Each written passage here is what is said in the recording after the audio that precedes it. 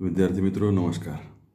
मी प्राध्यापक doctor Siddheshwar नवलाखे, BA भाग 1 सत्र 1 ला मी मराठी वाङ्मय हा विषय शिकवतो.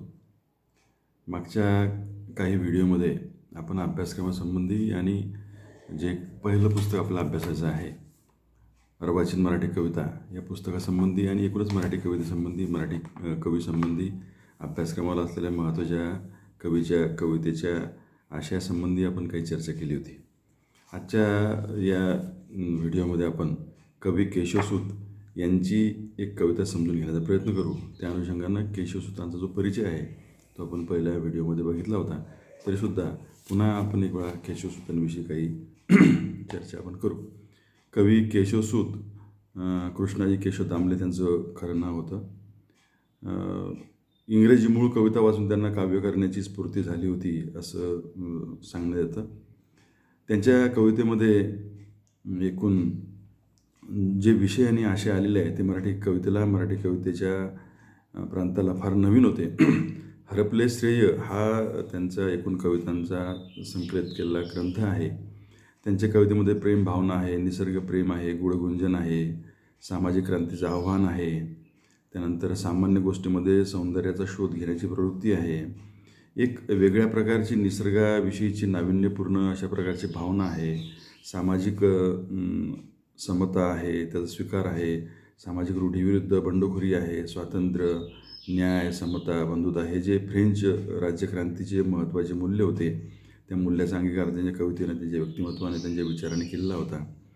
त्यांची कविता ही खऱ्या अर्थानं मराठी कवितेच्या प्रांतामध्ये महात्मा फुलेंच्या कवितेनंतर खऱ्या अर्थानं समाजाभिमुख कविता आहे असे म्हणता येईल. केशवसूतांच्या कवितेचा प्रभाव असेल एक पिढीच्या पिढी एक परंपराच मराठी कवितेमध्ये निर्माण झाली. केशवसूतांनंतर ज्यांनी मराठीमध्ये महत्त्वाची कविता लिहिली, जे मराठीमधले फार मोठे ख्यातकीर्त असे कवी आहेत, त्या कवींच्या कवितेवर केशवसूतांच्या कवितेचा, कविता रचना तंत्राचा, आशयाचा, विषयाचा, सामाजिक जाणीवांचा फार मोठा खोल परिणाम झालेला आपल्याला दिसून येतो. त्यांच्या ज्या प्रसिद्ध कविता आहेत त्यापैकी 3 कविता तुम्हाला अभ्यासाला आहे. त्यामध्ये स्फूर्ती आहे, तुतारी आहे, नवा शिपाई आहे. ह्या सर्व कविता एक प्रकारचे सामाजिक बंडखोरी मांडणारे, आवेशपूर्ण अशा प्रकारचे विचार मांडणारी अशा प्रकारची एक कविता आहे.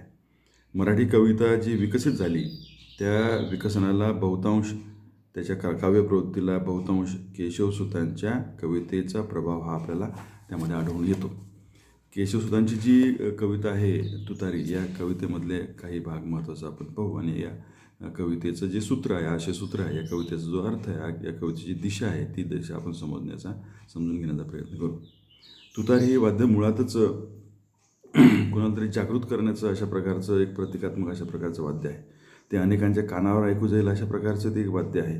आणि त्या तुतारीच्या शीर्षकातून आपल्याला दिसून येते की कवीला सामाजिक रूढीविरुद्ध, सामाजिक असंतोषाविरुद्ध, सामाजिक चुकीच्या परंपरेविरुद्ध त्यांना एक बंड उभारायचा आहे. आणि म्हणून अशा प्रकारे बंडाचं निशामध्ये तुतारी वाजवून अशा प्रकारे आंधळ्या झालेल्या, अशा प्रकारच्या बहिऱ्या झालेल्या समाजाला जागृत करण्याचा प्रयत्न ते करणार आहे. त्या कवितेचा जो पहिला जो स्टांजा आहे, कवितेची पहिली जी ओळ आहे ती तुतारी आणून देण्याच्या शब्दातूनच, आविर्भावातूनच आपल्याला सुरू होताना दिसते. एक तुतारी द्या मज आणून फुंकीन मी जी स्वप्राणाने, भेदून टाकीन सगळे गगने, दीर्घ जिच्या त्या किंचाळीने, अशी तुतारी द्या मज आणून. अशा प्रकारे सामाजिक समतेचा आवाज मला या समाजामध्ये उठवायचा आहे. अशा प्रकारे सामाजिक रूढीविरुद्ध, त्यानंतर वेगळ्या प्रकारच्या कुप्रसिद्ध अशा चालीरीतीबद्दल, सामाजिक विषमतेबद्दल, जातीभेदाबद्दल, जातीव्यवस्थेबद्दल, वर्णव्यवस्थेच्या विषमतेबद्दल मला तुतारी समान अशा प्रकारचा एक आवाज उठवायचा आहे आणि या सर्वांविरुद्ध मला बंड करायचा आहे. आणि या दीर्घ किंकाळीने, तुतारीच्या दीर्घ आवाजाने समाजामधील जे काही विषमता आहे ती विषमता हादरून जाईल आणि समता प्रस्थापित होण्याचा मार्ग मोकळा होईल. रूढी जुल्म यांची भेसूर, संताने राक्षसी तुम्हाला, फाडून खाती ही हतवेला, जलस्याची का पुसा मनाला, तुतारीने ह्या सावध व्हा तर.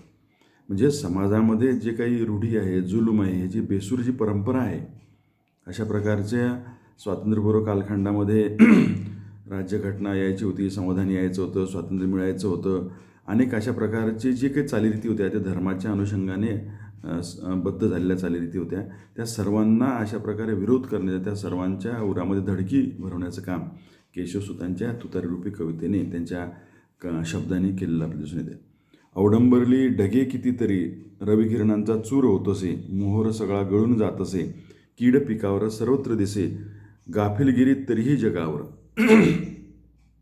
म्हणजे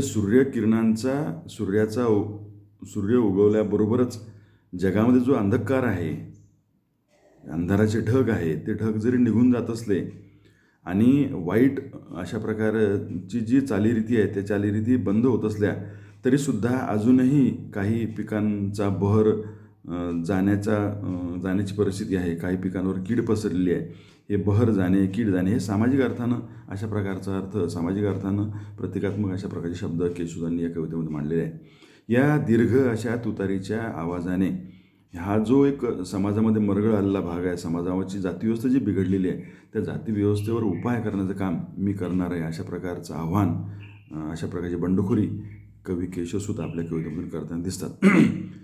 जुने जाऊ द्या मरणा लागून, जाळून किंवा पूर्ण टाका, सडत न एक्या ठाई ठाका, सावध एका पुढला हाका, खांद्यास चला खांदा भिडवणी. ही तर त्यांची प्रसिद्ध कविता आहे.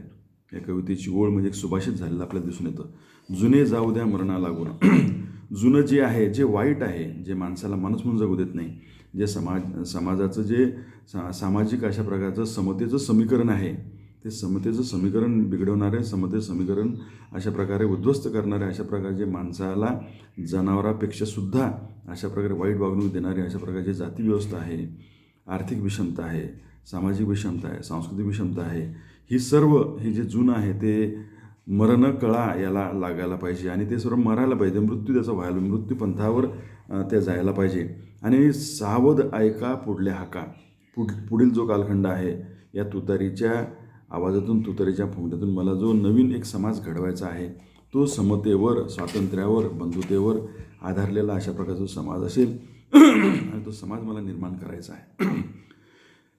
केशवसुतांच्या कवितेमध्ये सामाजिक वास्तवही आहे, सामाजिक विषमतेचं वर्णनसुद्धा आहे, निराशेसुद्धा बरीच दिसते, परंतु आशा प्रचंड आहे.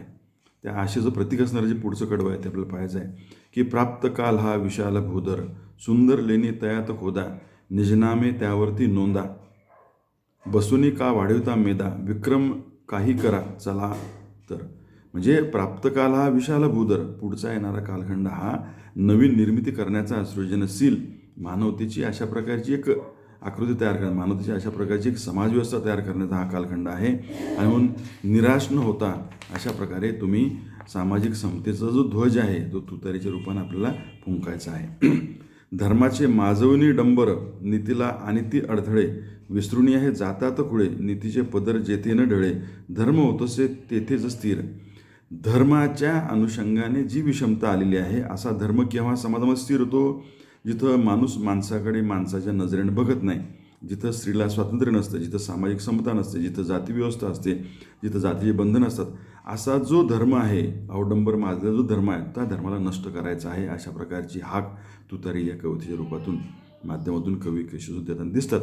हल्ला करण्या तर दंभावर, तर बंडावर, शुरांनो या त्वरा करारे, समतेचा ध्वज उंच धरारे, नीतीची द्वाही पसरारे, तुतारीची या सुरासोबत. आपल्याला कशावर हल्ला करायचा आहे? दंभावर हल्ला करायचा आहे, दांभिकतेवर हल्ला करायचा आहे, खोटारडेपणावर हल्ला करायचा आहे, जातीव्यवस्थेवर हल्ला करायचा आहे, आर्थिक विषमतेवर हल्ला करायचा आहे. एकीकडे प्रचंड गरिबी दिसते आणि एकीकडे प्रचंड श्रीमंती दिसते, एकीकडे जमीनदारी दिसते, एकीकडे मजुरी दिसते. अशा प्रकारची जीवनातली व्यस्त अशा प्रकारची परिस्थिती आहे. त्या दंभावर आपल्याला एखाद्या शूरवीराप्रमाणे आक्रमण करून त्याचं मोडून ती सर्व विषमता मोडीत काढायची आहे. समतेचा ध्वज आपल्याला उंच धरायचा आहे. नीतीची द्वाही पसरारे, समता प्रस्थापित करणे, बंधुता प्रस्थापित करणे, नीती तत्व समाजामध्ये पेरणे, ह्या सर्व सामाजिक आणि जीवनामध्ये माणसाला जगण्यासाठी आवश्यक असणारे जे काही नीतित्व आहे, जे मूल्यनिष्ठ आहे, त्या मूल्यनिष्ठांची अशा प्रकारची तुतारी ही कविता आहे. या कवितेचा आशय अशा प्रकारे आपण समजून घेऊ शकतो. इथंच थांबू आपण या व्हिडिओमध्ये. पुढच्या व्हिडिओमध्ये आणखी एका कवितेचा आपण अर्थ आणि कवितेची चर्चा आपण करू. धन्यवाद.